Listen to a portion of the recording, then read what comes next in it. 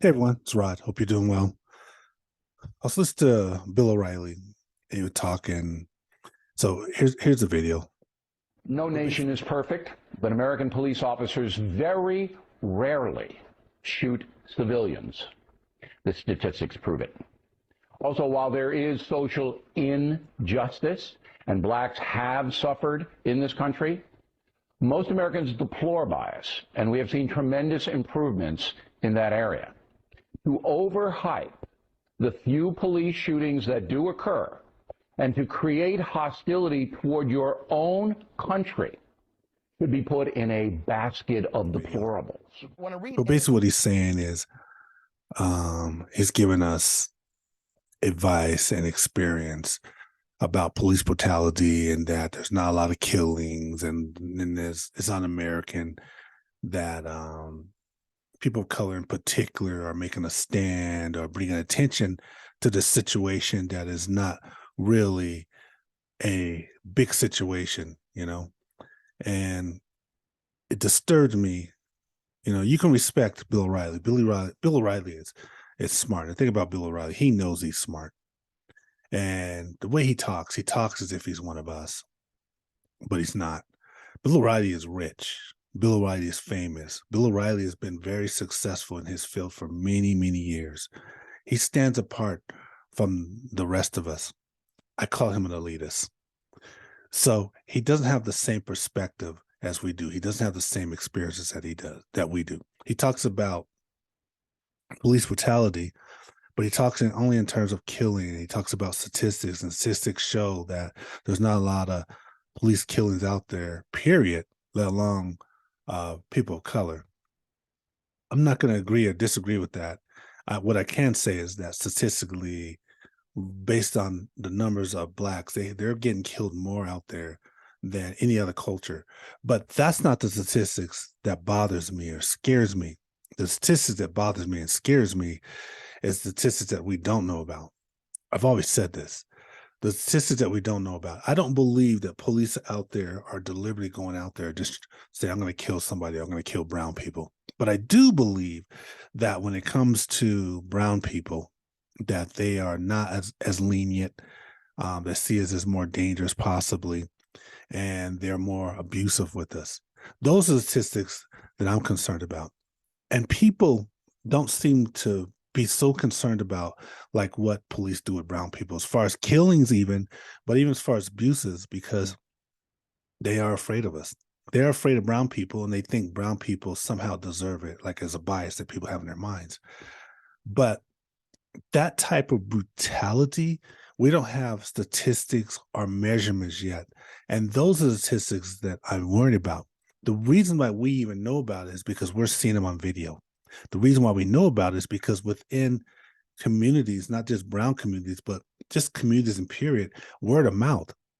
Word of mouth is everywhere because particularly brown people know somebody or themselves have been abused or been in abusive situations with police. Word of mouth. No, they haven't died. A family member hasn't been killed by them, but they've somehow been abused. And that's the problem. Those statistics that we don't have, those are the ones that I'm concerned about. I'm also concerned about the statistics with police where you do report an incident with police and nothing happens. It just goes to the file or they get a slap on the wrist. I heard a situation not too long ago with a police officer and I can't remember the crime, what he did. But his punishment was 30. Oh, that's right. He broke a guy's arms. He had a guy handcuffed. The guy smarted off to him. So he lifted the guy's arms up and broke his arms.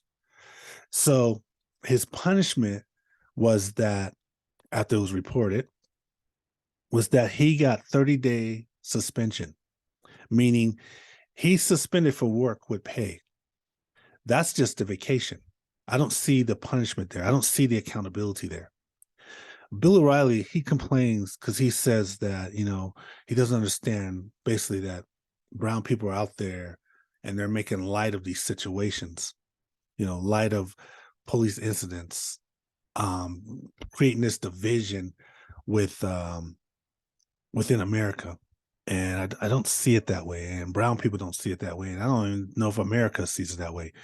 But the situation is that if people don't make a stand, if people don't speak up when these situations happen, then police aren't making themselves accountable. Police aren't doing anything. The only reason that police are doing something right now is because more and more people, Americans, all nationalities, all cultures, are speaking up, making a stand.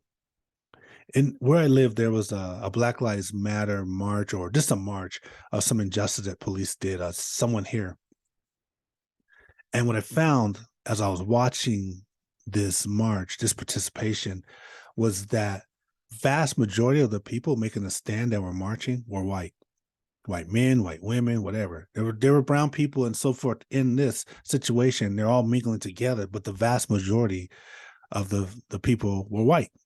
So white people are making a stand. More people are making a stand. Brown people are making a stand, and this is why police are being held accountable. Bringing light to these situations.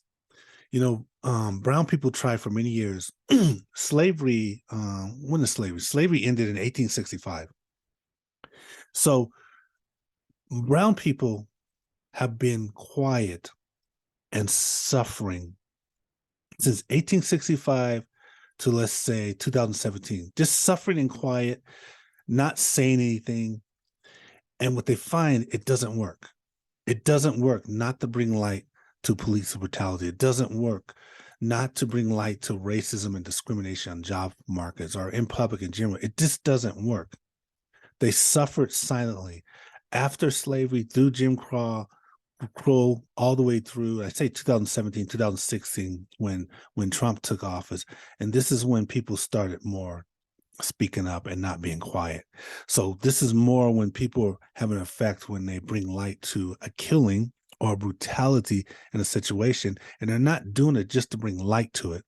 They're doing it to bring accountability to it. Because if they don't do it, they find over and over again since 1865, no accountability. We all know what happened from 1865 forward, all the killings, all the hangings, all the brutality, not just with police, with citizens, and brown people didn't say anything. And there's no accountability.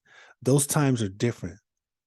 Things are changing. Mr. O'Reilly had said that himself, that things are changing, getting better. But things are getting better is because we're all making it better. It doesn't get better on its own. We're making it better. I guess the final step, I just wanted to say that this is about as American as you can get when you make a stand in your own country for the rights, not only for yourself, but for everyone. Everyone wins in these situations. Everyone wins. That's all I got to say on that.